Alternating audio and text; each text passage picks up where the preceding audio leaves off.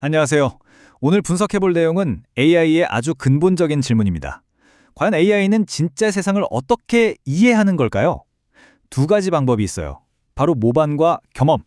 이 둘의 대결을 한번 살펴보겠습니다. 이 질문이 사실 모든 논쟁의 시작점이죠. 한번 생각해 보세요. 우리는 20시간 정도만 배우면 운전대를 잡잖아요? 근데 왜 세상에서 제일 똑똑하다는 AI는 수백만 마일을 달려야만 하는 걸까요? 우리는 평생 살아오면서 이미 물리법칙을 몸으로 체득했기 때문일까요? 반면에 AI는 그냥 데이터만 잔뜩 든 채로 도로에 툭 던져진 거나 마찬가지라서 그런 걸까요? 자, 그 질문에 대한 답을 찾으려면 인공지능을 만드는 두 가지 핵심적인 철학을 먼저 알아야 해요. 이게 서로 완전히 다른 길을 가고 있거든요.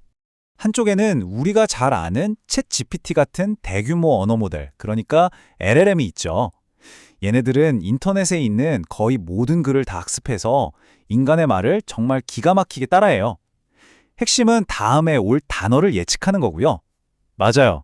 근데 강화학습의 대가인 리처드 서튼 같은 학자들은 이건 진짜 지능이 아니다 라고 딱 잘라 말해요.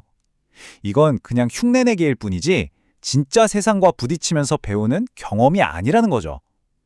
강화학습은 완전히 달라서 명확한 목표를 가지고 직접 행동해보고 그 결과로부터 배우는 방식이거든요. 바로 이 말이 핵심이에요. 리처드 서튼은 LLM이 세상 자체에 대한 모델을 만드는 게 아니라 세상을 이미 이해하고 있는 사람을 흉내내는 거라고 콕 집어서 말하죠. 그러니까 물리적으로 다음에 무슨 일이 일어날까? 이걸 예측하는 게 아니라 사람이 다음에 무슨 말을 할까? 이걸 예측하는 데 그친다는 겁니다. 그럼 혹시 인간의 지식을 미리 넣어주는 게 오히려 AI의 발목을 잡는 함정이 될 수도 있다는 말일까요? 이 문제를 조금 더 깊게 파고 들어가 볼게요. 튜링상 수상자인 주디아 펄이 제시한 지식의 사다리라는 개념이 이걸 잘 보여줍니다. 1단계 관찰은 그냥 패턴을 보는 거예요. 아, A가 일어나면 B가 일어나는구나. 지금 대부분의 AI가 바로 여기에 갇혀있죠. 근데 2단계인 개입은 내가 직접 행동해서 결과를 바꾸는 거고 3단계 반사실은 아예 만약 그때 그랬더라면 어땠을까 하고 상상하고 추론하는 능력이에요. 지금 AI는 이 만약에 라는 질문을 던질 수가 없는 거죠. 그러니까 근본적인 문제가 뭐냐면 지금 LLM한테는 뚜렷한 목표라는 게 없다는 거예요. 그냥 다음 단어를 예측하는 게 세상을 바꾸는 진짜 목표는 아니잖아요? 그리고 현실 세계에서 피드백을 받아서 스스로를 고치는 장치도 없고요.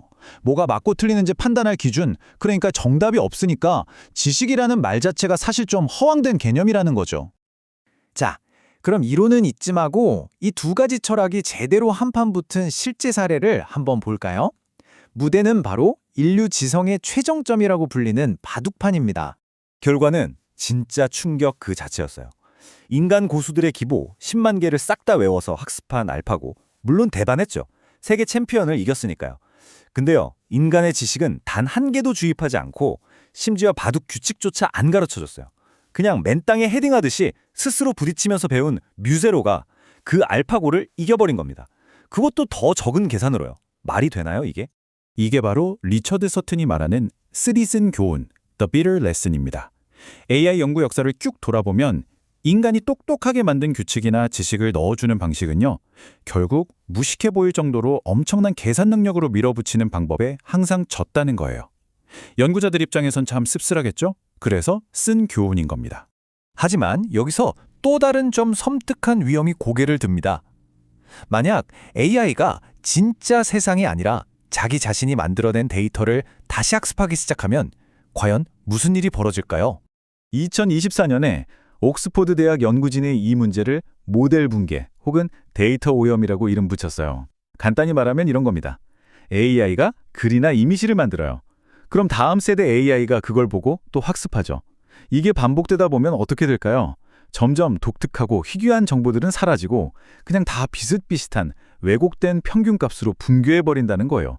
개성이 사라지는 거죠. 연구진들이 이 현상을 딱 한마디로 표현했어요. 뱀이 자기 꼬리를 먹는 것과 같다고요. 자기들끼리 만든 데이터를 계속 돌려먹다 보면 결국 붕괴할 수밖에 없다는 아주 강력한 경고입니다. 외부에서 들어오는 새로운 피, 그러니까 검증된 데이터가 없으면 위험하다는 거죠. 자, 이렇게 모방에는 한계가 있고 데이터 오염이라는 위험까지 도사리고 있어요. 그럼 우리는 어떤 길로 가야 할까요? 이제부터는 논의의 스케일을 확 키워서 AI를 넘어 지능 그 자체의 미래에 대한 아주 거대하고 또 심오한 이야기로 들어가 보겠습니다.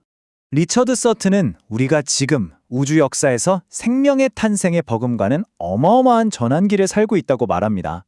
생각해 보세요. 우주먼지가 별이 되고 별이 행성을 만들고 그 행성에서 생명이 태어났죠. 그리고 이제 그 생명이 설계된 지능을 만들어내고 있다는 거예요. 정말 스케일이 엄청난 이야기 아닌가요? 지난 수십억 년 동안 지구의 지능은 DNA라는 복제자, 즉 리플리케이터 시스템에 묶여 있었어요. 복제는 할 수 있지만 그 작동 원리를 완벽하게 이해하지는 못하는 방식이죠. 우리가 아이를 낳고 사랑으로 키울 수는 있지만 뇌 속에서 지능이 정확히 어떻게 생겨나는지는 아직도 모르잖아요. 바로 그 복제자의 시대가 끝나가고 있다는 겁니다.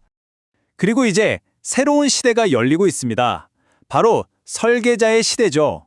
우리가 그 작동 원리를 완벽하게 이해하고 직접 뜯어고치고 또 계산할 수 있는 설계된 지능을 만드는 시대라는 뜻입니다. 이건 뭘 의미할까요? 생물학적 진화와는 비교도 안 될 만큼 빠른 속도로 발전할 수 있다는 거죠. 우리는 지금 그 거대한 역사의 문턱에 서 있는 겁니다. 물론 AI의 능력이 아직 완벽한 건 아니에요. 딥마인드에서는 이걸 들쭉날쭉한 능력의 최전선이라고 표현하더라고요. 어떤 부분은 이미 인간을 훌쩍 뛰어넘었지만 또 어떤 부분, 예를 들면 다른 사람의 마음을 읽고 공감하는 사회적인 능력 같은 건 아직 텅 비어있는 상태죠. 결국 우리는 이 질문 앞에 서게 됩니다. 우리가 지금 만들고 있는 이 새로운 지능, 과연 우리의 자랑스러운 후손일까요? 아니면 우리와는 전혀 다른, 어쩌면 통제 불가능한 외계 지성일까요? 이걸 후손으로 받아들일지 아니면 외계인으로 대할지 그 선택의 무게는 이제 온전히 우리의 몫입니다.